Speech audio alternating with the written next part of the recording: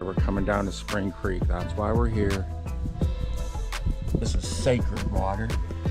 Healing sacred waters.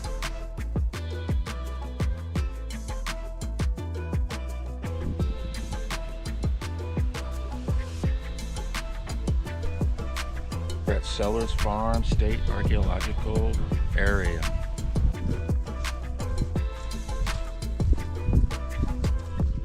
The stone wall. There it is again.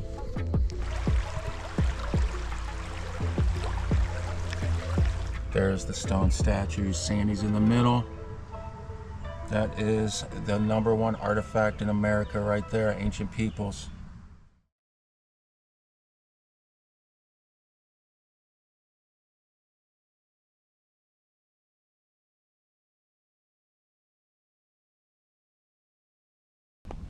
Old World Springs is here. We're at Sellars Farm State Archaeological Area. We're gonna unpack this place, boots on the ground. This is the entrance, guys. This is their sign right here. We're walking on in. This whole place, there's 10 acres here. This place is absolutely amazing, guys. The relics they found here will blow your mind away.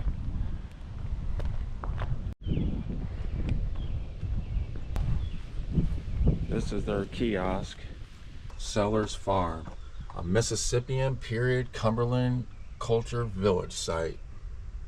There's Sandy. That's the #1 artifact ever found in North America, ancient artifact. Who knows how old this is, guys? Who knows? This was not called Sellars Farm.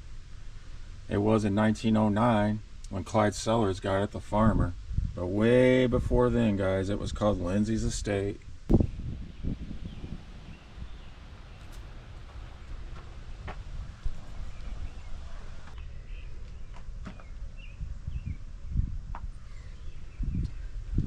Here's the map. And there's the Cumberland River. Castilian Springs is right there. We're just south of Castilian Springs, right outside of Nashville.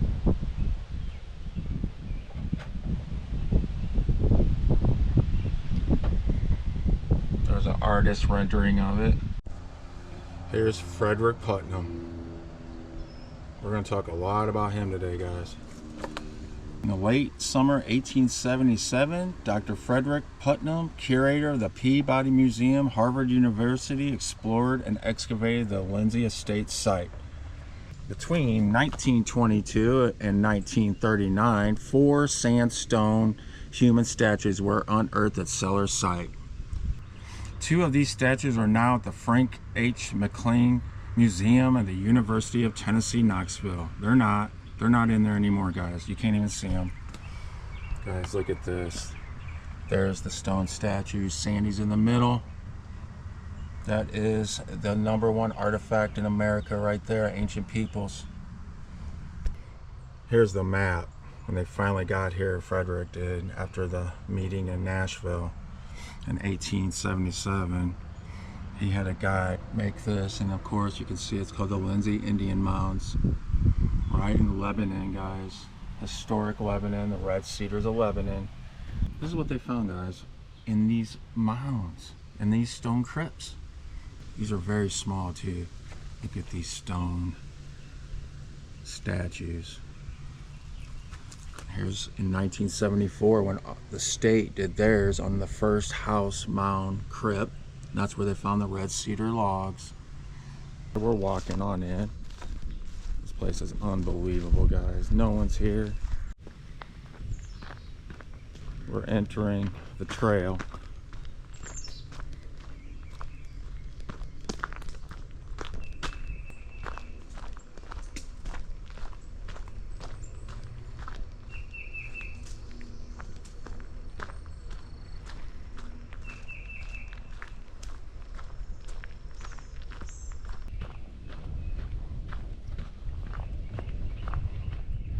There's a palisade around this whole complex. This is 10 acres.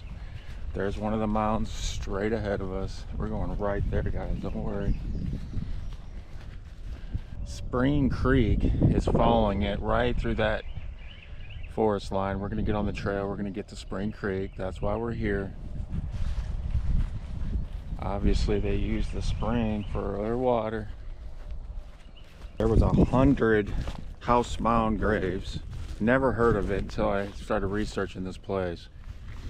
And basically it was about, well, there was 100 mounds, small mounds. And this is one probably right here. This is one right over here. And Frederick Putnam excavated 19 of the 100 stone crypts underneath the house mounds. They had them all here. They had small stone crypts. They had large stone box graves. I believe the giants were here and the pygmies. They lived side by side. But the 100 mounds are all, once the Sellars farmers got here, Clyde Sellars and his family, they basically farmed this out and tilled it, and over hundreds of years all the remnants of the 100 small mounds were gone. But it's an enigma. I've never heard of 100, well, I've never heard of stone crypts under house mounds. It's new to me. Sellars Farm. This is where they were at, Lindsay's estate. There's one of the mounds right over there. But they had one ceremonial mound. They had one mortuary mound, which Frederick Putnam completely disintegrated. He took out 60 stone boxes and uncovered the relics, took all the skeletons out, guys. He sent 15 of them to the Smithsonian. They were working together. There's one of the mounds right here. And then they had 6 mounds outside of the stockade, the palisade. And they had one more outside the palisade. They had 7. And the only one left is the ceremonial mound. Frederick Putnam excavated that. He put a trench right in the middle of it. He did not find anything in it. Obviously, it was a ceremonial mound. They did not put bodies in it. All he wanted was the skeletons, guys. That's all he wanted. We're going around this one right here. Of course, you can't get up on it. We don't want to get up on it.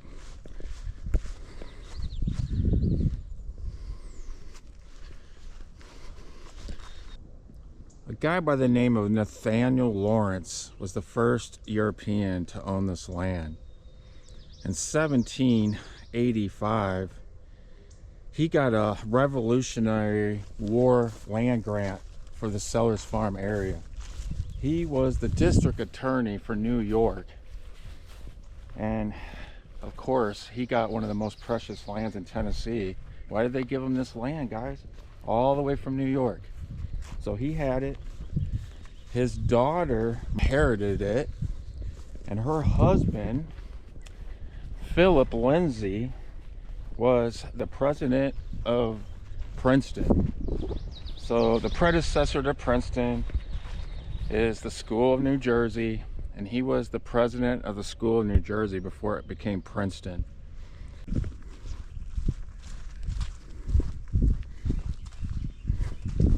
Look how they leave them. They just leave them just like that, guys. At least they cut the trees down. Usually they don't even cut the trees down. We're gonna find Spring Creek. I believe that trail over here leads to it. And we're gonna talk a little bit about the history of this place, how it was founded.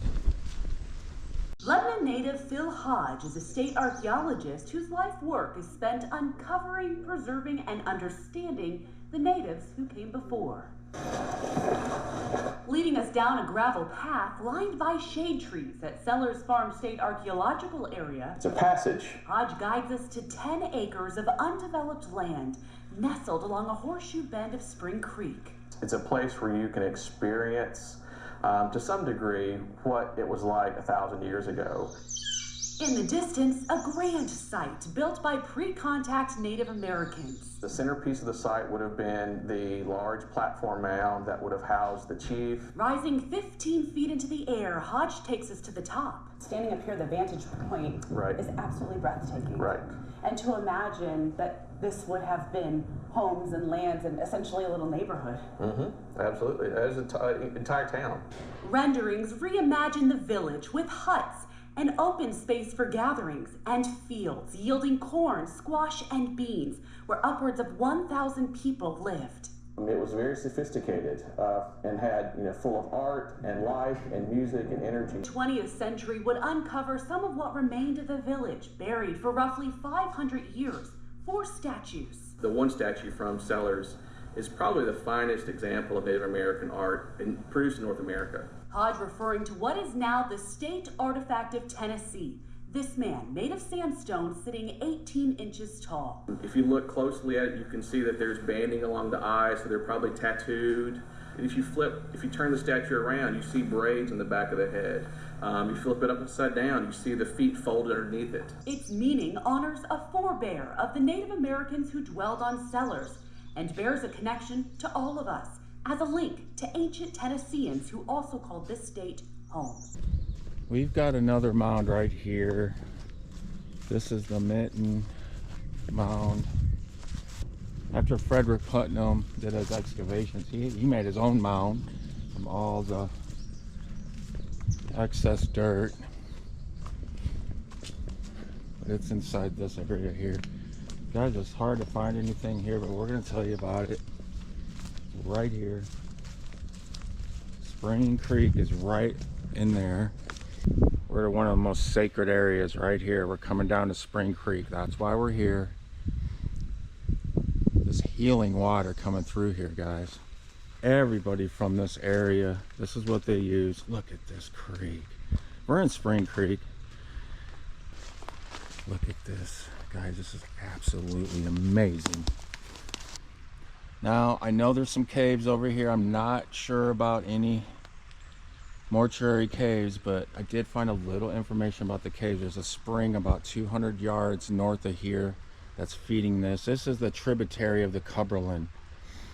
So just north of us is the Cumberland River, and this is a tributary that comes down south of it. And this was a very sacred area because you could get to the Eastern Highlands from this area. This is the way to the Eastern Highlands, the trail. This is crazy, guys. We're going down here. Guys, can you imagine who was down in here? Everyone. Everyone was here. Frederick Putnam was here. Guys, Harvard was here. The Smithsonian, everyone was here. One of the guys that hung out with Putnam was John Wesley Powell. And he did everything in the late 1800s. Guys, I can just see all the shells here. Look at all these shells. This is what they were using for food. They would put this into their pottery. Everything. Look at all these shells, guys. This is everything. This is so crazy. There's thousands of them all in here. This is sacred water. Healing sacred waters. Living water. You know there's watercress up in here, guys. This is absolutely amazing. We're here.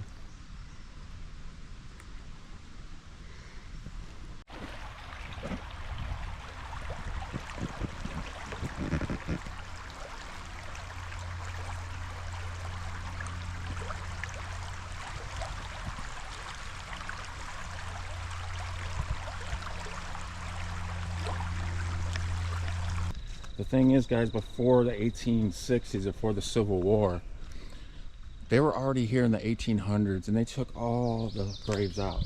When he got here, they were just normal graves, stone graves.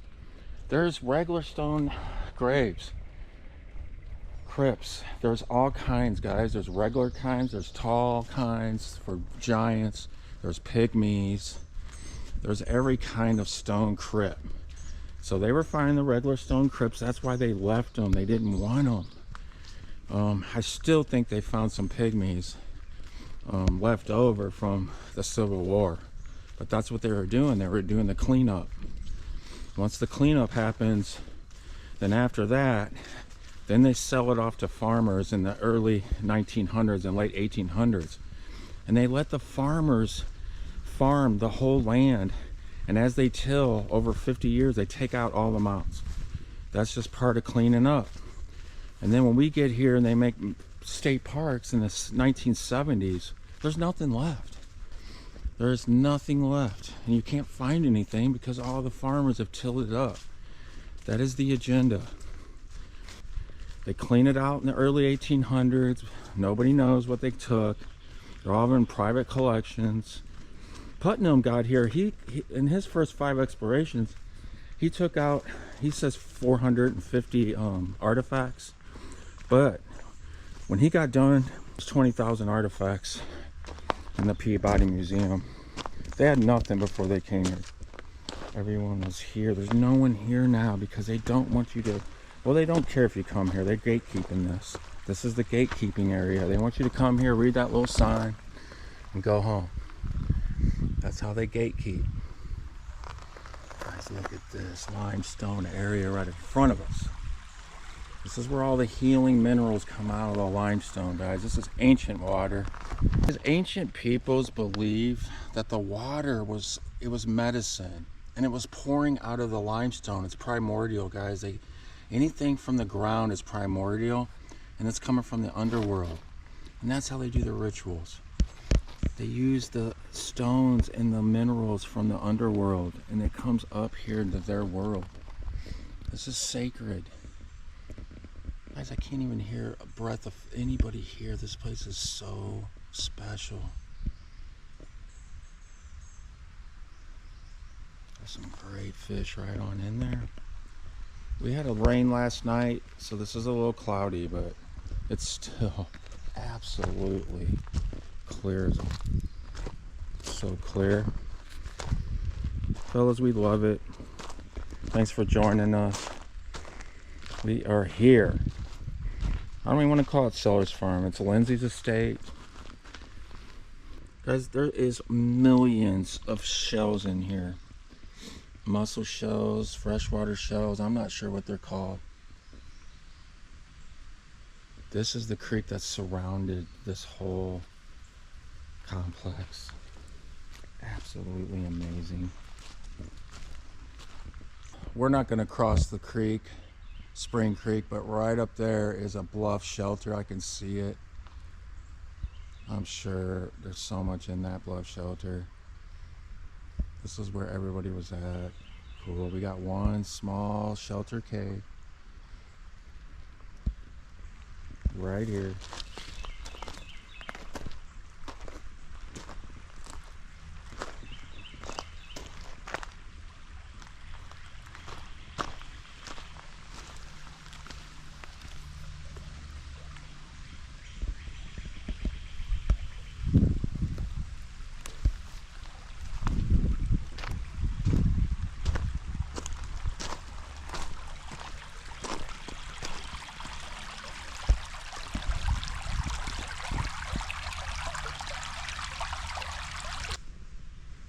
Yeah, Philip Lindsley, he was the president of Princeton, and then he got the job of president of Nashville College in 1825.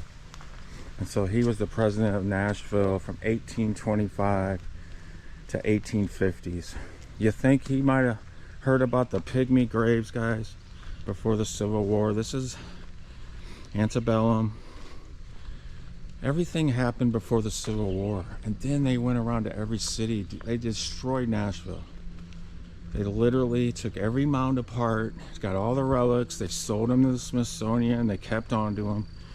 If you were in the Civil War, your prize was to get relics. That's generational wealth. That's why Lindsay came out here. They had generational wealth. The Lawrences were from New York. You come out here for 100 years, you can just dig up relics. or pygmies and sell them. That's how you got your money. And guess how you ate? This was filled with corn and beans and every kind of agriculture. This was already growing. They did not plant anything. The ancient peoples that were here, they already had everything growing.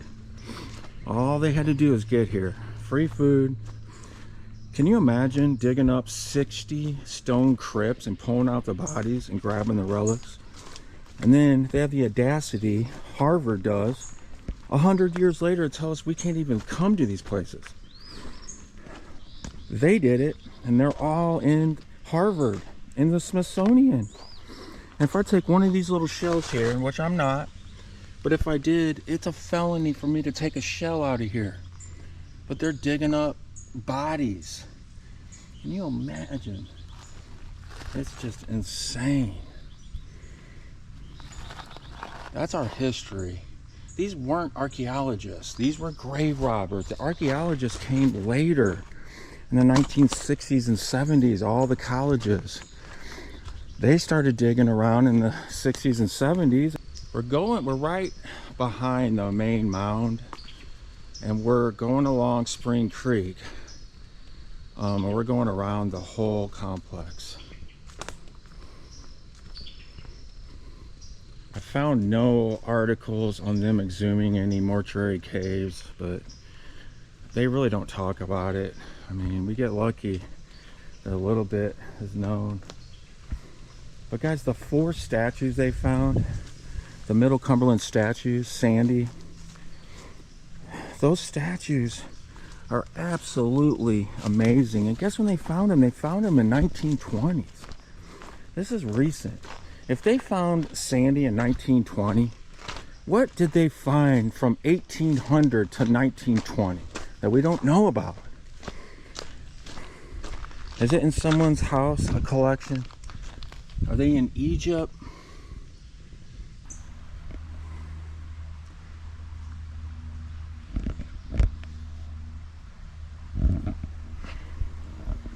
But Sandy, the stone statues, that's what they all wanted, the stone statues. They found about 100 stone statues in the Middle Cumberland, and the only place I've ever found the stone statues are in Cahokia and Etowah and right here. 60 of the stone statues are painted, and those are rare. And the 60 that were painted were from at least 100 miles from Nashville. So this is where they were making the stone statues. They were manufacturing them, and after they did the carbon analysis, they found out that they're actually from, a lot of them are from caves. They basically were mining out the calcite out of the caves, the siltstone, and it has properties of crystal inside of it. They believe the stone statues were a veneration for the ancients, and they had them all over. They were very sacred. Ancient Native American sculptures, often found in pairs but separated after discovery, are reunited at the Tennessee State Museum. Join us as we tour ancestors on this week's Arts Break. Is 28 pieces of pre-Columbian Native American statuary from Tennessee. And it's about male and female figures that were united in death in the life of this community, and then were taken apart, some to the Metropolitan, some to the Smithsonian. We have 5 in our own collection, and they have been reunited. This is the first time that they have been together since they were discovered. What we know is these pairs were sacred figures. They were placed in the center of towns. Most of these are represented as people that are older. So they're the elders of the community that's being represented. The majority of these statues are found between the Tennessee and Cumberland rivers. Some of them are made out of cave formations. We didn't know that before this exhibit. We had researchers come in from the University of Tennessee in Knoxville and do physical and chemical studies of them. during the installation, and we learned so much during the installation. You're now looking at Tennessee's most famous ancestral sculptural pair. They exhibit some of the most fine carving that you can achieve in this type of stone. And the male has traveled more than any other sculpture and been published more than any other sculpture. He's probably the most famous ancestral figure. In this particular sculpture, if you look very closely, you can see how the sculpture was made. You can see the finishing touches that were put on, especially on the chest area. You can see how they were engraved in the face and in the hands. When he was found in the late 1800s with his mate, the pair was split up. So in this exhibit, you will see pairs that are united, but some pairs are still not back together. Ancestors will be on display at the Tennessee State Museum through May 15th.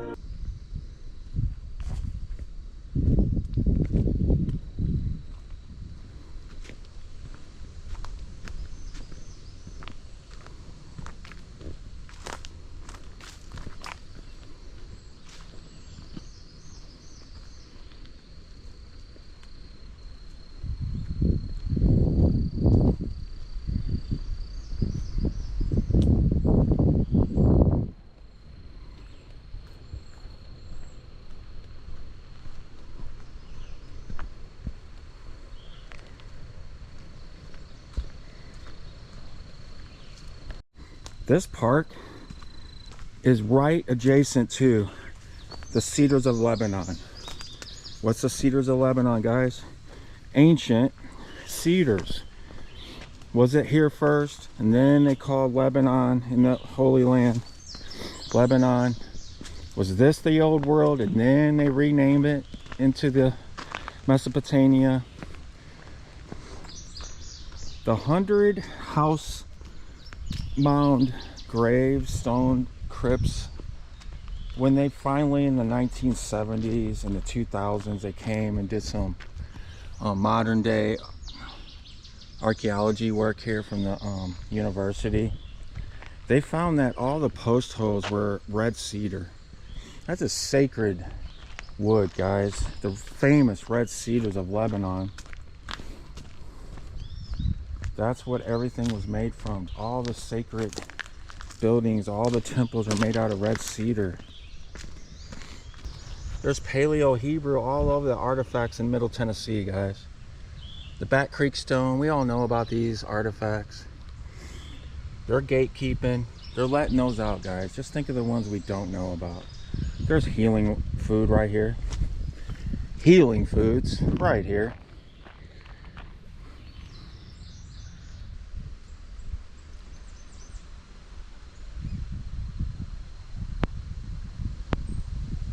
Ancient tree right in front of Spring Creek. But let's find the fish trap. Is this where they were trapping the fish?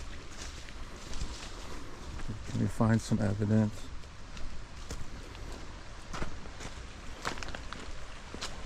It comes into a V, the ones I've seen. This looks like a perfect spot. All you have to do is dam this a little bit. This is probably their fish trap area. Perfect.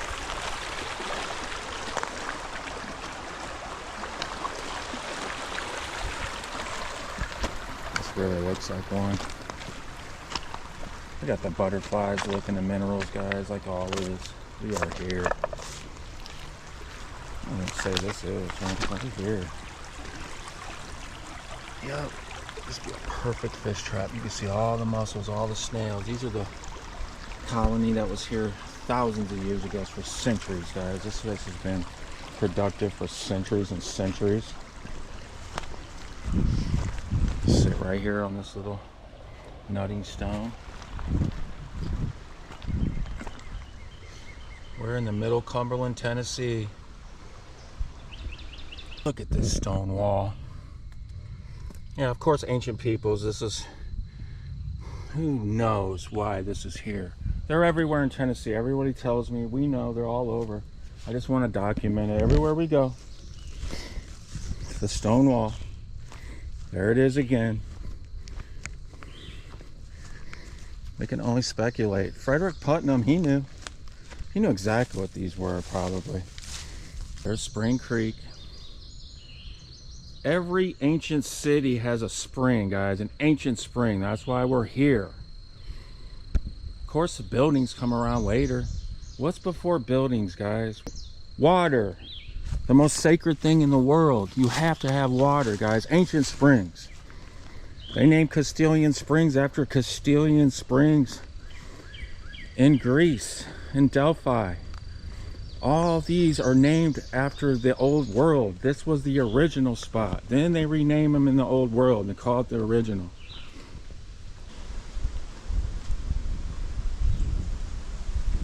We're coming out of the forest. Right along Spring Creek. We're going to enter inside of the palisade. The palisade was around the whole structure, and when the first archaeological digs in the 1870s, when they got here, the whole palisade was burnt down. So they basically just put it on fire, which is great. That's how you get rid of evidence, guys. If they just kept one palisade up in one of these mounds, over thousands of mounds that they found, this would be the best museum archaeological site in the world. But they make sure they take them down. But you know what they will put? A little seat right here. So Old World Springs come right here, sit down at the seat. Imagine who was on that ceremonial mound right there. And then there's the mitten where all the trees were. We showed you that. Frederick Putnam, when he put a trench through that whole ceremonial mound, there's a big indentation on the very top. If you was to get to the top, people put drones over this. If you was able to see the top of that, it's just a big indentation. And then he left and he went to the Harvard. Guys, Harvard did this. And the Smithsonian. Kevin E. Smith, he's the best archaeologist in Tennessee that I've ever found. Him and his buddy, they found the study of the 1877 exploration of Putnam, and they rewrote a book of all the artifacts that were found. And there's just thousands and thousands and thousands of them. The only place that has more ancient artifacts that were stolen out of America besides the Smithsonian is the Peabody Museum in Harvard. This is crazy. This is all we're left with. We're lucky we have this.